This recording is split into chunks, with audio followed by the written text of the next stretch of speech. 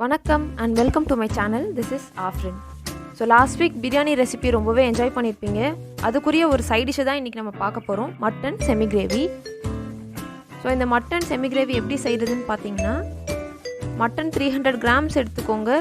அதை குக்கரில் வந்து ஒரு 5 விசில்ஸ் கொடுத்து வேக வச்சு எடுத்துக்கிட்டிங்கன்னா உங்களுக்கு ரொம்பவே ஈஸியாக இருக்கும். சீக்கிரம் ரெடி பண்ணிடலாம். சால்ட் போட்டே வேக வச்சுக்கோங்க.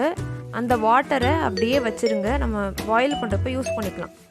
ஸோ இன்க்ரீடியன்ட்ஸ் மல்லி அரை டேபிள் ஸ்பூன் வேணும், மிளகா வத்தல் தூள் அரை டேபிள் ஸ்பூன் வேணும், 1 டீஸ்பூன் டர்மரிக் பவுடர் மஞ்சத்தூள், 1 டீஸ்பூன் சின்ன சீரகத்தூள் வேணும், 1 டீஸ்பூன் கரம் மசாலா, 1 டீஸ்பூன் குருமிளகு பொடி, 1.5 tablespoon ginger garlic paste.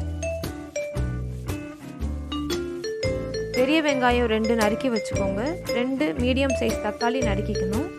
அது போக தேங்காய் பூ அண்ட் மல்லி இலை. ஸோ இதெல்லாம் இருந்துச்சு அப்படின்னா ஸ்பைசியான mutton gravy ready.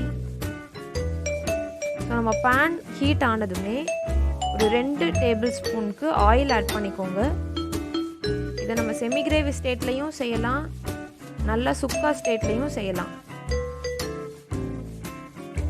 So onion add பண்ணிவிட்டு அது நல்லா கோல்டன் ப்ரௌன் ஆக விட்டுருங்க.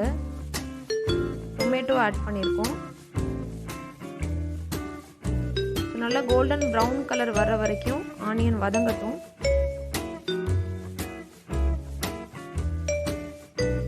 ஸோ வெங்காயம் வதங்கினதுமே மட்டனை ஆட் பண்ணிடுங்க. ஸோ நம்ம ஆல்ரெடி வேக வச்சு எடுத்ததுனால நமக்கு ரொம்ப டைம் எடுக்கவே எடுக்காது. ஸோ மட்டன் சின்ன சின்ன பீசஸாக கட் பண்ணிக்கிட்டீங்க அப்படின்னா நமக்கு ரொம்பவே நல்லாயிருக்கும். இப்போது மஞ்சத்தூள், மிளகா வத்தத்தூள்,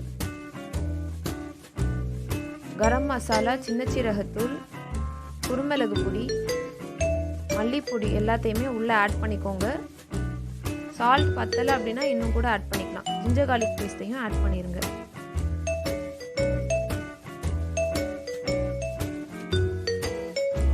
நல்லா மிக்ஸ் பண்ணிவிட்டு வேக விடுங்க. இது கூட குக்கரில் பாயில் பண்ணி எடுத்த வாட்டரையும் நான் ஆட் பண்ணியிருக்கேன். ஸோ மல்லி இலையையும் அப்போவே சாப் பண்ணி உள்ளே போட்டு மிக்ஸ் பண்ணிடுங்க. இதோடு சேர்ந்து வேகட்டும். 15 to 20 மினிட்ஸ் நல்லா வேக விடுங்க. க்ளோஸ் பண்ணி வேக விட்டோம் அப்படின்னா 15 மினிட்ஸில் ஷார்ப்பாக ரெடி ஆகிடும்.